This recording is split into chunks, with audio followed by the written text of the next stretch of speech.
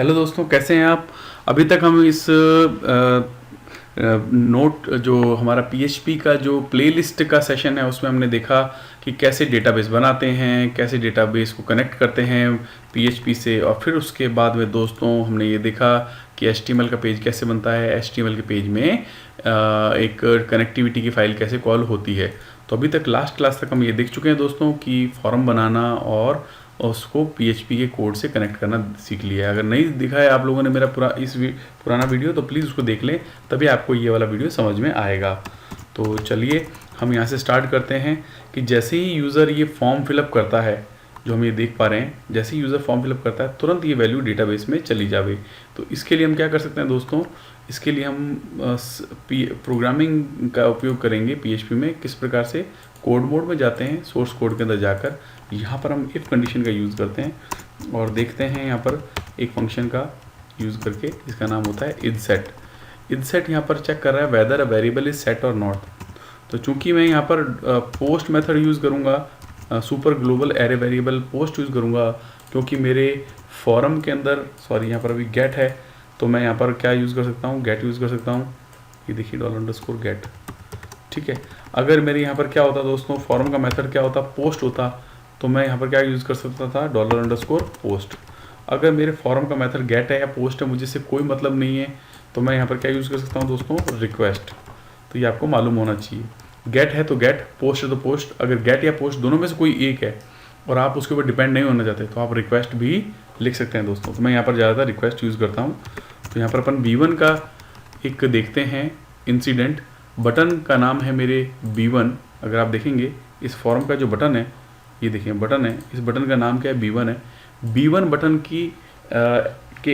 का एक्शन हम यहाँ लिखेंगे कि अगर कोई सबमिट बटन पे क्लिक करता है तो क्या होगा। साथ ही साथ हम एक काम और कर रहे हैं, हम ये चेक कर रहे हैं कि लगभग कुछ फील्ड्स जो हैं वो फिल हों, खाली ना छूटें। तो यहाँ पोस्ट की जगह मुझे क्या लेना चाहिए था, रिक्वेस्ट। यहाँ पर मैं लेता हूँ Q1। फिर उसके बाद में मैं यहाँ लिखता हूँ दोस्तों क्या, ये $& ऑपरेटर बता रहा है कि मेरा ये जो फंक्शन है ये that should not be empty, ये खाली नहीं होना चाहिए। Q1 Q2 दोनों फील्ड्स फिल्ड होने चाहिए, खाली नहीं होने चाहिए। अगर खाली हैं तो ये सर्वर साइड वैलिडेशन ट्रिगर हो जाएगा और आपको रन टाइम पे एक एरर देगा। $_request Q3।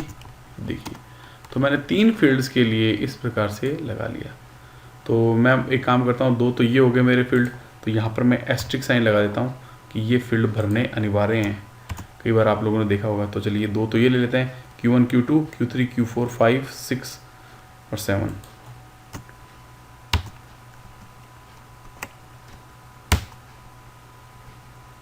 ठीक है, ये सभी फील्ड अनिवार्य हैं, यानी जहाँ पर भी क्या लगा हुआ है दोस्तों, स्टार लगा हुआ है, ये सब क्या है, एसेंशियल है। ठीक है, तो कौन कौन से हो गए, Q1 Q2 Q3 4 5 6 7 8 और 9। तो यहाँ पर अपन क्या करते हैं कोड में, बस ये लो 6, तो मैं इसको कॉपी कर लेता हूँ, 6 7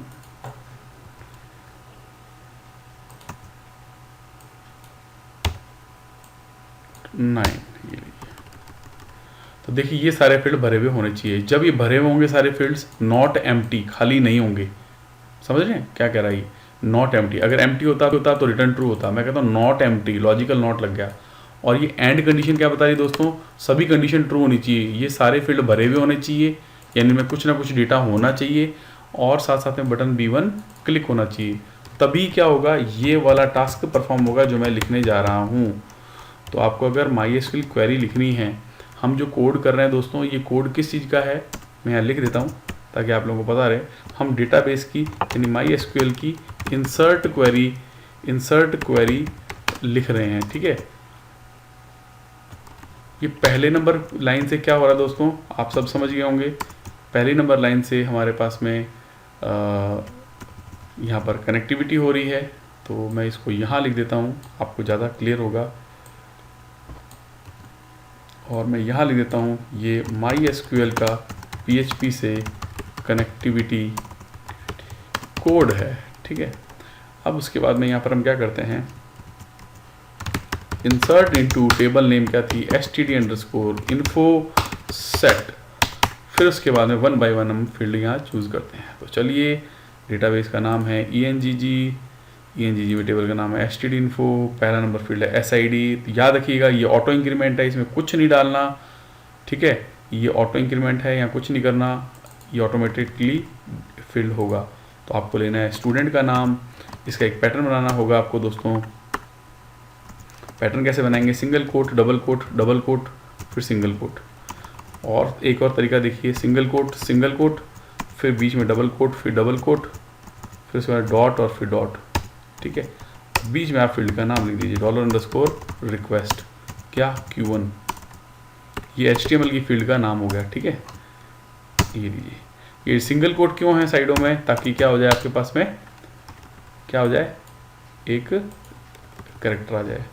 अब आप लेते हैं क्या, एफ नेम, सिंगल कोट, फिर बीच में double quote start, double quote बंद, फिर डॉट स्टार्ट डॉट, फिर आप क्या ले सकते हैं $_request क्या Q2। तो लास्ट में क्या लगा देंगे, कॉमा। मैं अब एक काम करता हूँ, कॉपी कर लेता हूँ, बार बार सेम कोड लिखना है और फील्ड चेंज करना है। तो ये लीजिए, तो चलो दोस्तों, पेस्ट पेस्ट पेस्ट पेस्ट।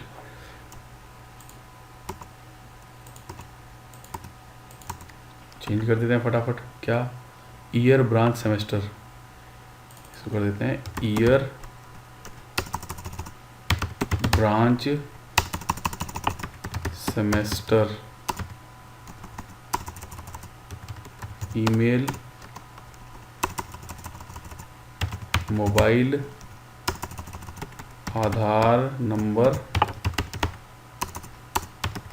और सबसे लास्ट में सर ने लिया था यहाँ पर कौन सा, एड्रेस। तो चलिए, इस लास्ट वाली फील्ड को हटा देते हैं, एक्स्ट्रा आ गई है, एक लास्ट में कॉमा भी हटा रहा हूँ मैं, ठीक है। यूनिफॉर्मिटी करने के लिए, आपको दिखाने के लिए मैंने ऐसा किया है, क्लियर विजन दिखा रहा हूँ आपको।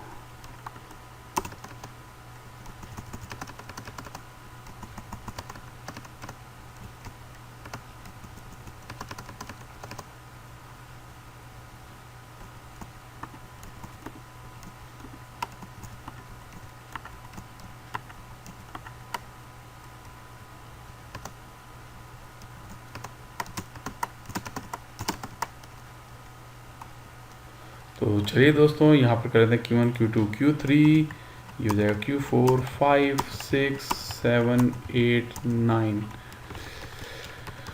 ठीक है। और ये हमारी क्वेरी ख़त्म हो रही है दोस्तों। तो यहाँ पर आपको लगाना पड़ेगा,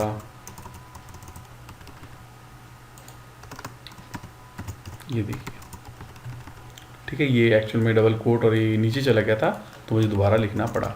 अब मैं क्या करता हूँ दोस्तों, यहाँ पर एक फंक्शन चलाता हूँ, एक इनबिल्ट इसका फंक्शन है। जैसे ही MySQL क्वेरी चलती है ना, उसके ठीक बाद में आप एक काम करा करें, ये वाला फंक्शन चलाएं। ये फंक्शन क्या रिटर्न करता है, ये रिटर्न करता है रो ID, ठीक है। अब क्या करेंगे, यहाँ पर $ID को चेक कर लेंगे कि भाई $I जो वेरिएबल है, सॉरी $I, भाई जैसे ही यहाँ से डेटा गया, जाते ही डेटाबेस में कोई रो ID आएगी, मान लो 1 नंबर रो पे गया, 2 नंबर रो पे गया, तो वो रो नंबर ले आएगा।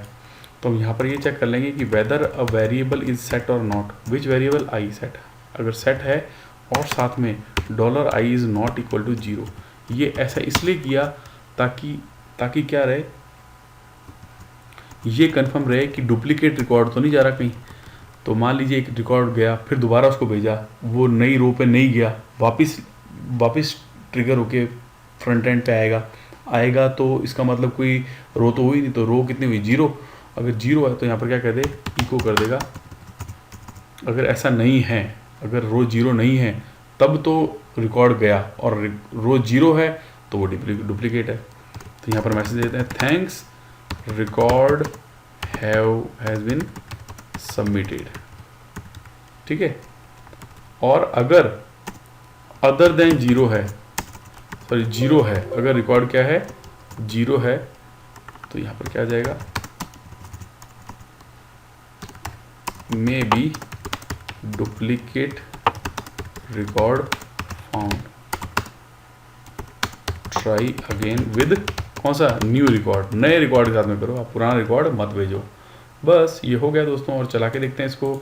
तो टेस्ट करेंगे, होपफुली चल जाना चाहिए। Test Kumar, mister test, year, ये सेमेस्टर, test@gmail.com, ये फ़ोन नंबर, ये कोई आधार नंबर, सबमिट करते हैं। तो यहाँ आ गया thanks record have been submitted. तो नेक्स्ट वीडियो में देखेंगे दोस्तों कि सेलेक्ट कैसे करते हैं। अभी तक तो ये सीखा कि यहाँ पर हमने डेटा कैसे भेजा, ब्राउज करके एक बार देखना पड़ेगा। एज ए प्रोग्रामर आप आके चेक कर सकते हैं डेटाबेस में। अदरवाइज नेक्स्ट टाइम हम यहाँ पर एक बटन बनाएंगे, उस बटन के क्लिक इवेंट से हम डेटा फैच करके ले आएंगे। तो चलिए दोस्तों, धन्यवाद। इस वीडियो में इतना ही।